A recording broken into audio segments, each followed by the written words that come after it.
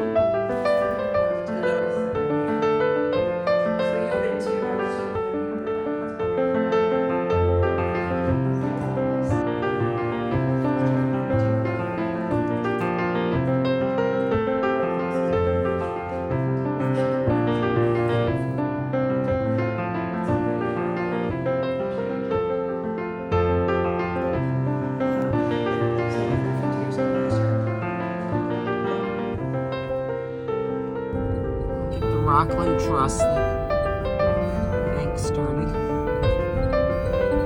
Oh, here's the front of the Rockland townhouses. Yeah.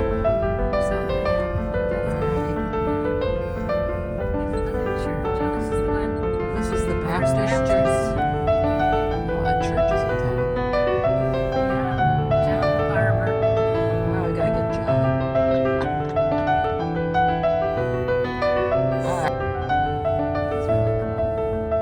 That is cool.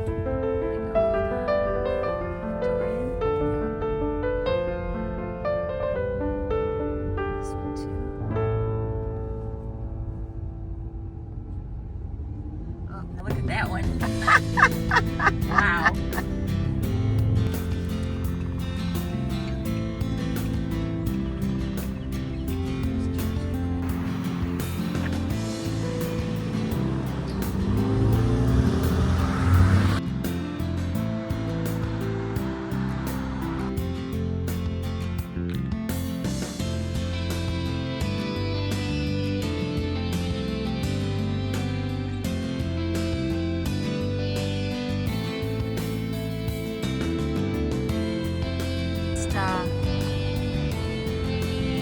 Not West Springfield, West. West Boylston? Not West Boylston. West. Okay, Beth, where are you? Rockland Town Forest. Great. Said something. So should we go down here?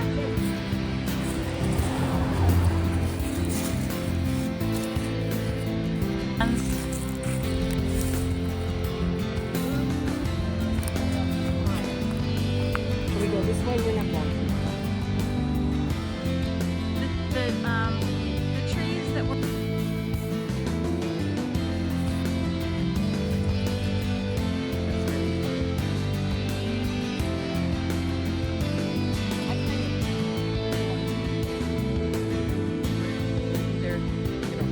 work?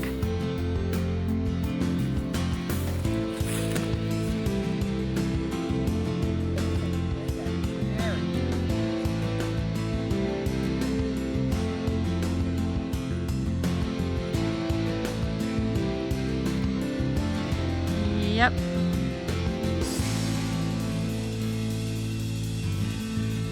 We are here at Anna Maria's Breakfast and Lunch. Anita Marie's. Anita Marie's, I can't even pronounce the name. With Elaine, oh, it's right here. Elaine Cannon. And I would like to know how long this restaurant's been open.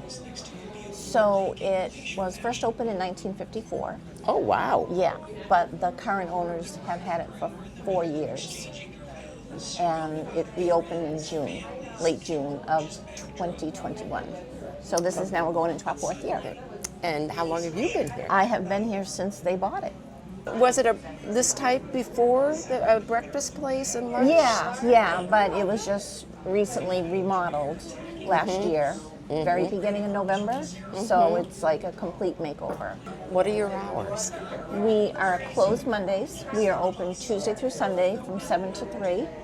And we did just get our liquor license. Oh, really? Yes, so Tuesday through Saturday we can start serving at 8 o'clock. And Sundays we can't start serving till 10. Okay. But right now we have Bloody Marys, mimosas, and beer, but there will be more coming. And what do you think is the most popular food? I know you've got a big menu and Well, his cornbread is really popular. He makes it fresh every day. Oh, he grills wow. it. He makes his own homemade hash. It's just corned beef and potatoes. And I'd say for the popular things on the menu to me are the Benedicts, like the Irish Benny or the Blackstone Benny, the Greek omelet. They're just, the meat lovers omelet. It's all good. I mean, there's really, everything's a favorite. And like for the lunch things, his Greek salad wrap with the grilled chicken in it, to die for. To die for. It should be in a magazine. It looks so good when he makes it. It should be in a magazine. And you have some baked goods. Do you make them or do you get Yep. them? They're baked here? They're brought in. They're brought in. Yep, those are brought in. We don't bake them here. Very good. And it sounds like it's a kind of a friendly place. You get people over and over again. Over and over. You get your regulars. They have their same seats. When they come in, don't be sitting in their seat at a certain time or we're going to have to ask you to move. And we're really the only local breakfast place around here. Here, okay. So there is a big new hockey arena. Oh. It's in Rockland, and it's like an elite hockey place. Is it open? So it's open, and they have tournaments. So a lot of times, like on a Saturday or a Sunday, if there's a tournament going on, they'll come here between games. So we might get, 20 hockey players in here at once with their parents. And it's crazy, but it's a fun crazy. It's a fun crazy. It's a fun crazy. Oh, yeah, because the kids are all psyched the kids and the are parents. Best. Yeah. It sounds like it's growing. It's growing. When we did the remodel, the counter that used to be here, it was kind of like a zigzag. There were 26 seats at it.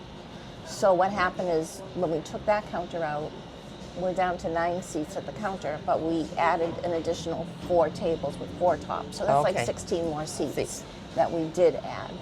It's got a nice atmosphere. Yeah, it does. It does. It's the owners are great. Alan and Jessica, they are the best people to ever work for. They're just... And what's Jessica's and Alan's last name? Maderos. Okay. And they're the nicest people. So what did they do before they owned this restaurant? Yes, that's a good question. I forgot.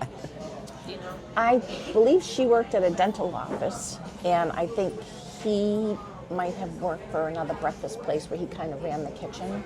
Do you know the origin of the name, Anita Marie's? I don't. I have no idea where it came from. Was that the name of the place when they bought it? It's been Anita Marie's since 1954. Okay. All So, right, okay. yeah. Very good. Thank you very much. You are very welcome. Everybody's thunder here. Okay, you're Cindy, Cinda. Cinda. Yeah. And Rudy. Right. And when did you own the restaurant?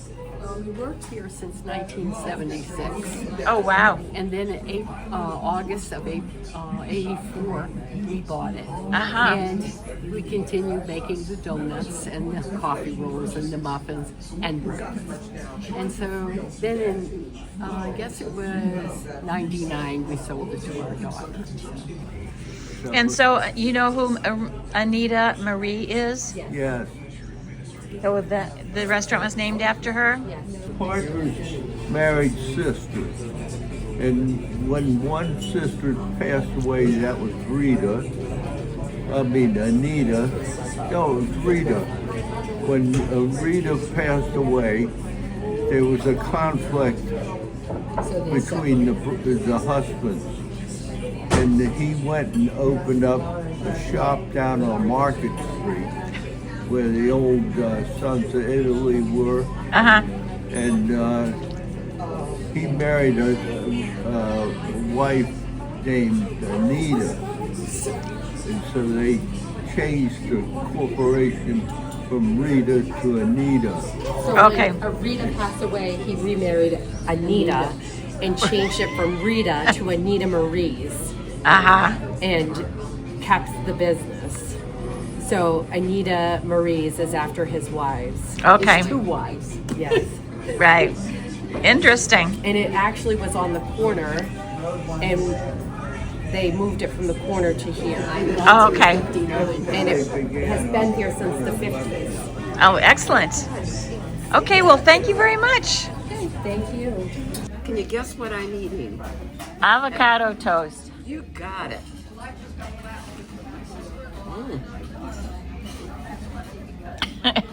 How graceful. Yeah. It's good. Toast is good. Tomatoes good. Avocado's good. And a beautiful fruit cup. That looks great. It does, and I'm going to enjoy it. All right.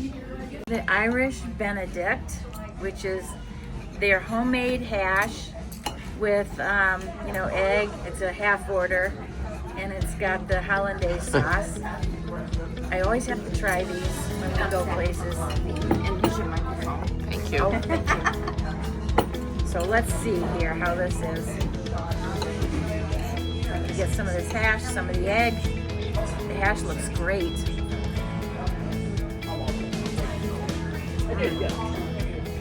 This is very, very tasty. The hollandaise is great.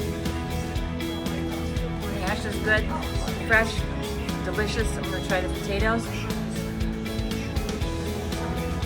Crispy on the outside and soft on the inside with good flavor. It's a very good breakfast. I am with Erin and Julie here at the Sharing Shed at the Channing Church. Tell us about this shed. It's kind of like a give and take shed. We've got a bunch of stuff that people bring to drop off, and other people can pick it up. It's kind of like based on the little libraries, but on a bigger scale. You kind of bring books and clothes and everything like that. So the idea is that it's supposed to be a community resource. So even though the church provided the space for it and the shed for it, and we kind of help take care of it, everybody in the community participates in its upkeep. So when they bring stuff, they try and keep it organized for us. If there's a problem, they usually send us a message on Facebook saying, hey, something in there's wet or something in there's broken, and we can come and clean it up. And we just kind of have little helpers throughout the community that kind of help with the upkeep, as well as us and a couple of other volunteers here. Oh, great. So how often does this turn over? How many people use it? Do you have any idea? I'm not sure. I know it gets used daily Yeah. because we come in and check it pretty regularly, and we'll always notice, oh, this is gone, and that was only in there for 2 hours, and so it gets pretty regular use. yeah, sometimes when we're cleaning up or organizing, we bring a bin in and we organize it. By the time we come out, we notice stuff has already gone or been brought back. We have about, I think, over 800 people on our Facebook group that interact, and you can post pictures of things that you drop off and stuff like that. So So people can just come and just put stuff in. yep. And then they post that they put in this baby blanket or whatever That's it was. right. Yep. That's pretty cool. Excellent. Anything else you want to tell us about it? How long has it been here? A little over a year. Yep. So the first one we had, I think we put in maybe before Christmas a couple years ago. It was October, yeah. in the Yeah, fall. it was small. It was like 1 foot by 2 foot. We had it over there actually because it was tiny. And within the first week, we knew it was too small. Like people were already taking from it and overfilling it, and it was kind of not really meant for outdoors, so it was not the best solution. And we kept talking about, you know, we need to do a fundraiser and like get some money to get a new shed, because this was a $0 budget project. We just wanted to do it for the community. Yeah. And we had a windstorm like right after New Year's, and it knocked the shed over and everything fell out, and the shed cracked in half and everything was full of water, and it was pretty rough. So we posted in the Facebook group, we need a new shed. We received a donation of $200 worth of vouchers from Home Depot to go towards one. But we needed more than that to get one this size. Oh. So people donated, you know, a few dollars here, a few dollars there. And we were able to go to Home Depot, buy a bigger shed, put it in here. We had some extra funds, so we bought the shelves, and people donated some bins, and we had some bins. So it was pretty cool because it grew so fast. Excellent. So was this your idea? Yeah, it was. It was kind of based on, we have an annual yard sale, and we always have books after, and I'm like, we should get a little library. And then I'm like, we also have CDs and movies and things like that, and I'm like, oh, and this blanket's really nice. So like all of this stuff, I'm like, can we put it out for free?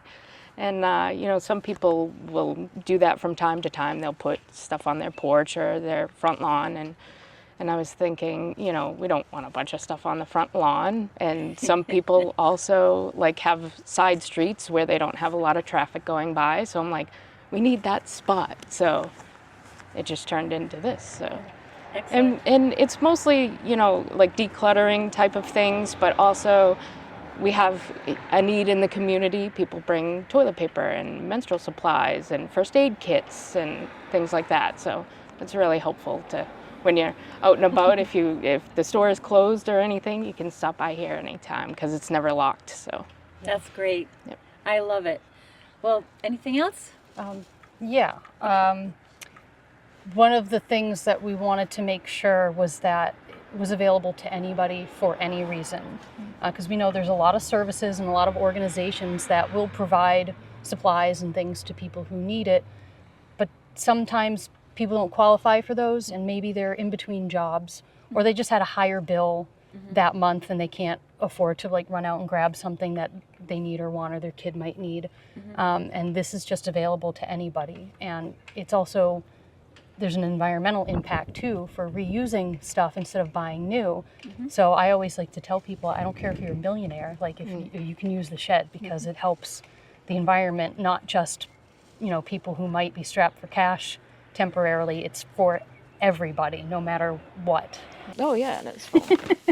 Yeah, as you can see, there's toothbrushes and we've got some winter gear. We had we had to put an extra couple of bins in there for like hats and gloves and coats and things like that. Yeah. So, Excellent. Yeah, I'll keep these inside then, and we'll refill it when it gets low. Sure. But yeah. Great. Yes, there's lots of diapers. It's great. Yeah. And then this past Christmas, we get a lot of toys. People will put new toys and used toys in there. But around Christmas time, I learned from a bunch of Facebook groups that a lot of the services that will provide Christmas presents to families, they have an age cutoff for teenagers. So I took some of we received a donation from somebody to go towards whatever we needed for the holiday for the community. So I took those funds and I went to Five Below and I bought a bunch of stuff for teens and loaded up a whole bin, and that was empty like in 2 days. So Wow. so stuff like that, people contribute like gift wrap and things like that kind of seasonally, and it's kind of fun to see it evolve as the year goes by, what people want to stock it with. That's excellent. thank you so much, and thanks for doing this. Thank Great you. community service. Thank you for helping us spread the word. We're here with Alan Curtis at the Sandpaper Factory, and I hope you can tell us the history of this building. The building was built in 1894 for the Rice and Hutchins Shoe Company. Rockland was a big manufacturing hub for shoes, and I think I have seen that 50% of the Union Army got their footwork during the Civil War from Rockland. And they were here till the 40s. And then American Abrasive Company, Davenport Abrasives, manufactured sandpaper for the next 40 years in the building. And since then, it's just been small businesses and artist studios since the 80s. And how long have you owned the building? 10 years. 10 years. Yeah. And were there artists and different people, lots of artists at that point, or has that kind of grown? There were maybe a dozen artists at the time, but there was demand for studio space. So we just built out additional studios and have had no problem filling them. And so how many studios do you have now? I would say creative spaces, we probably have 80. Wow, that is a lot. It is a lot. It's a big building. And do you have anything else? We still have businesses. Below us is Tosca Woodworking. They make custom kitchen cabinets, and we have carpet installer, water treatment. On the lower floors, we still have small businesses. And what do you see for the future? Any difference or pretty much the same? If there is a business that moves out, I'm likely to replace it with artist studio or creative space. Great. I am here with Rob Rosa, and tell me what your role is here. Well, as a member of the fourth floor artists, about 2 years ago they asked me to be gallery coordinator. We have a small gallery upstairs. It's owned obviously by Alan Curtis. He gladly lets us use it as a gallery space. And anybody in the building can use it. And basically, they just contact me. Anybody who wants to use it just contacts me. We coordinate, check it off on the calendar. We try to help with advertisement when it comes to social media, print media if we can. And again, we just have a good time upstairs. So how long would somebody use the gallery? I mean, is it a month? Is it a week? Is it two? Typically people are not renting. They're reserving it for about a month. But you can reserve it for any time you want, because we also have artists that are doing they're using it for one-night classes. Okay, and so if people were interested in your classes, do you have a place where they can see them, or do you go by artist? How does that all work? We do have the Fourth Floor Artist website. We are on Facebook. We are on Instagram. We do a lot of social media. Twice a year, the Fourth Floor Artist has open studios within the building, and that's when all the artist studios are open. You can come in, you can see the workspaces, you can see what they're making, you can see what they're selling. We've been trying to come up with different ideas to just bring something really special to this town. It's a very, very eclectic building. You can find just about any medium in this building. Ice sculptures. Really? Concrete, glass. Oh, I want to see it all. We're gaining members every year. We are going to continue to do our best to bring a very good art experience to this town and to the South Shore. April 26th and 27th, so it's coming up. It's definitely coming up. And again, we have music, we have food vendors. Sounds like something great. It's a lot of fun. What kind of art do you do? I am a woodworker. Most everything that I do is in a third floor studio, and it's primarily at this point it's a lot of CNC work. Long time ago, when my daughter was born, I had to kind of put it all aside. The musician, art, anything. I had to put it aside to take care of my family. Now that my daughter is grown, she's out of college, it's all coming back. So because of my daily job I work with AutoCAD, it's a nice transition into the CNC world. So the programming is easy, so all the drawing I do is through the computer. People will bring me broken musical instruments and I'll repurpose.